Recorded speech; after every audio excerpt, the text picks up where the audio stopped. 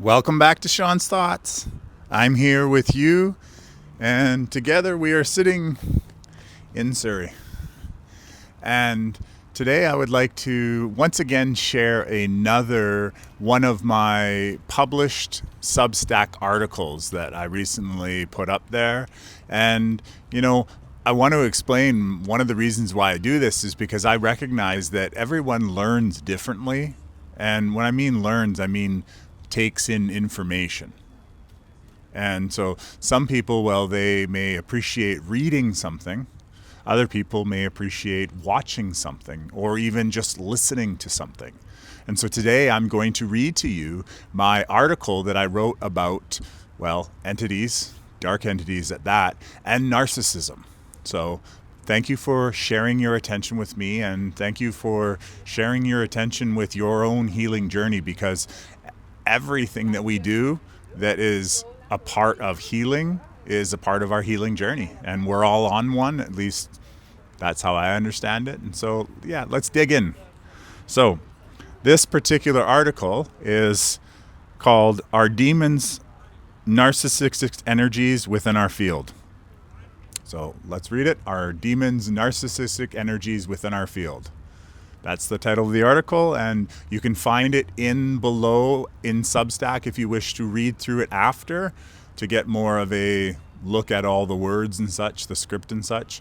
Or you can, watch this again if you'd like. Spaced repetition is always a great thing. An exploration of narcissistic energy, trauma, awareness, and healing by Shawn Peterson, New Earth Creations. There is a possibility that I've been exploring, one that exists beyond the conventional understanding of narcissism. What if narcissism is more than just a personal pattern? What if some expressions of narcissistic behavior are influenced by darker energies that enter, attach themselves to, or operate through the human energetic field? I'm not speaking here about demons. I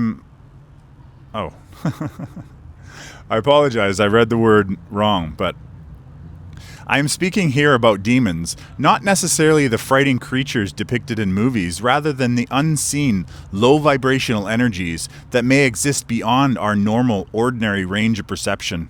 Different religions and spiritual teachers have described these forces in their own language. Some call them demons, others call them entities, attachments, archonic forces, darknesses, energies that feed upon our hostility, our fear, our suffering, and our division. I'm continually learn more about this possibility. I share it as a truth seeker, inviting awareness and personal discernment rather than presenting it as an established certainty. The human being as a field of light. Imagine yourself as a great field or a sphere of light. Within that light, unresolved traumas, emotional wounds, fears, resentments, and experiences we continue to hold could appear as darker areas. Perhaps each unhealed trauma creates something like a small opening, a space where lower vibrational influences can enter or attach themselves to our field. The darker energy may begin affecting how we feel, think, and react. It could intensify anger. It could encourage judgment, manipulation, control, hostility, or emotional cruelty. It might even continually trigger that person carrying it, while also using that person to trigger everyone around them. Through this possibility, narcissistic energy begins to resemble itself as a self-perpetuating cycle. One person is triggered into fear or hostility and then projects that energy towards another person. The second person reacts with anger, pain, or defensiveness. More emotional energy is created, and the cycle continues feeding itself. Could this be one way that darkness sustains its presence in our world? Are demons narcissistic? When I refer to demons, I am exploring the possibility of intelligent or semi-intelligent energies that feed upon lower emotional states. From this perspective, demons could be understood as a narcissistic because they take energy while offering nothing life-giving in return. They may provoke reactions, amplify pain, and encourage humans beings to turn against one another so that fear, anger, judgment, and division continue to grow. The person displaying narcissistic behavior may still carry responsibility for their choices. At the same time, there may be more influencing that behavior than we currently understand. I once encountered a discussion presented as a being from Dr. Joe Dispenza that appeared to describe narcissistic energies as dark forces feeding upon human emotion. Because the online recording can be copied, edited, reposted, or even recreated using AI, I cannot personally confirm that the audio was authentically his, and yet the idea itself, however, connected with similar concepts I have encountered through religious teachings and other spiritual discussions.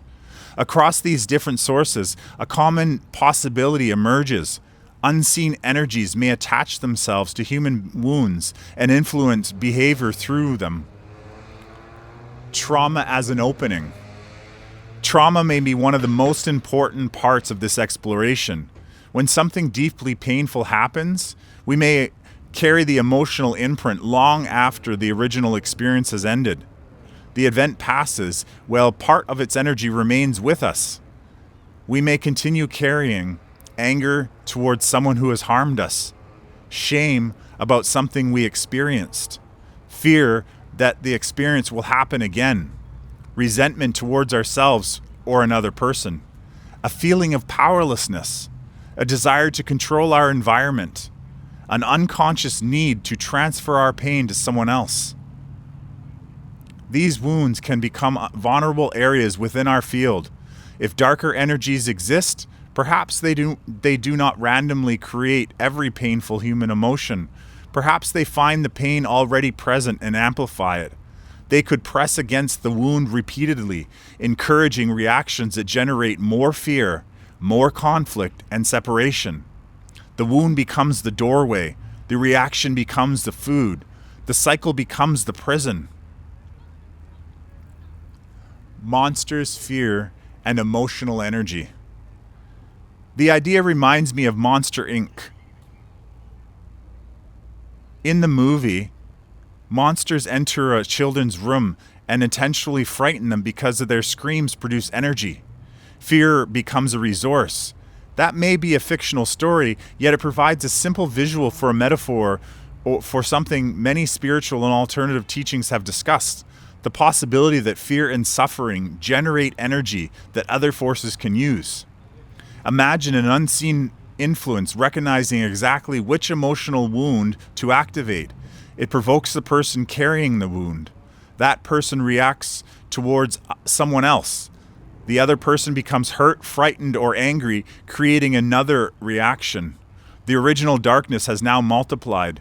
Whether we understand this spiritually, energetically, psychologically, or metaphorically, the observable pattern is similar. Unresolved pain often spreads by moving from one person to another. Awareness is part of healing. One of the most important elements of healing is awareness. We cannot consciously release the influence we refuse to examine. When we become aware of our triggers, our wounds, and repeating actions, we begin illuminating the darker areas within our field. We can ask ourselves, where does this reaction truly come from? Does this thought feel like my authentic voice? Why does this situation continually trigger me? What unresolved experience am I being activated? What unresolved experience is being activated? Am I responding consciously, or am I being pulled into a familiar pattern?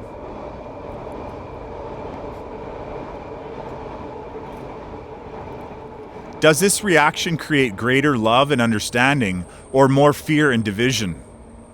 What am I still holding on to that is creating space for the darker energy? These questions are less about blaming ourselves and more about reclaiming our awareness. If someone is attempting to influence us, awareness makes that influence easier to recognize. If the pattern comes entirely from unresolved trauma, awareness helps us discover its origin. Either way, becoming conscious of what moves through our thoughts and our emotion gives us a greater opportunity to choose differently.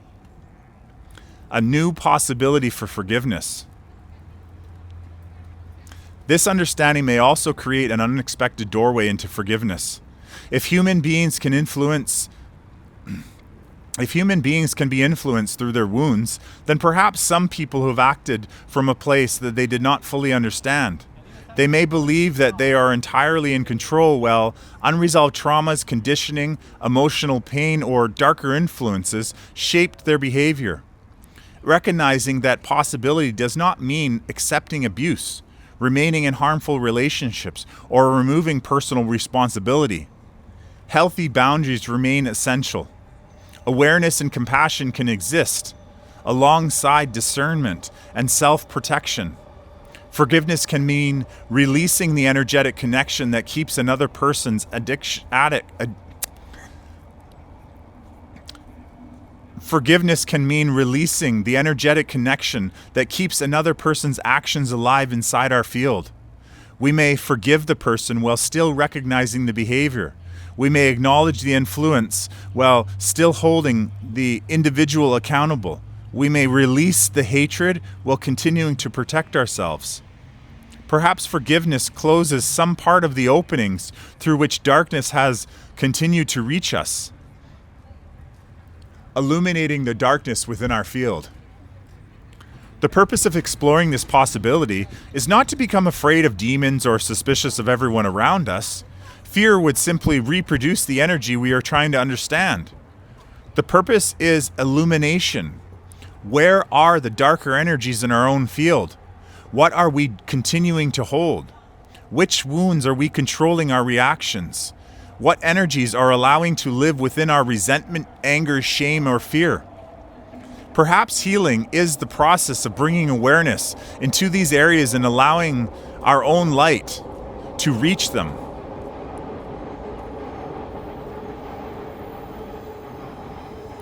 As we heal trauma, release resentment, practice forgiveness, establish boundaries, and become more conscious of our reactions, there may be fewer places for darknesses to remain hidden. Whether we call these influences demons, entities, energetic attachments, trauma responses, or unconscious patterns, the invitation remains much the same. Become aware of what's moving through you. Recognize what strengthens your light and what diminishes it. Question every influence that encourages fear, hatred, manipulation, judgment, or division. Then consciously choose what you wish to carry forward. If we are fields of light, healing may be how we reclaim every part of that field until the darkness has fewer places to hide and more of who we truly are is finally able to shine.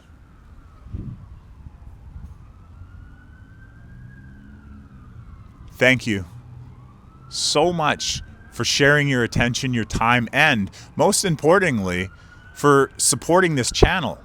Simply by experiencing the whole entire audio the entire way through, and even clicking on the video, which will be linked at the end of this video, you are helping this channel, helping humanity, helping every Homo sapien, every loving being on this planet, simply just by sharing your attention with my desire for all of us to live a far better world and to have a better understanding than we've ever had in our history as loving creatures of this planet we call Earth.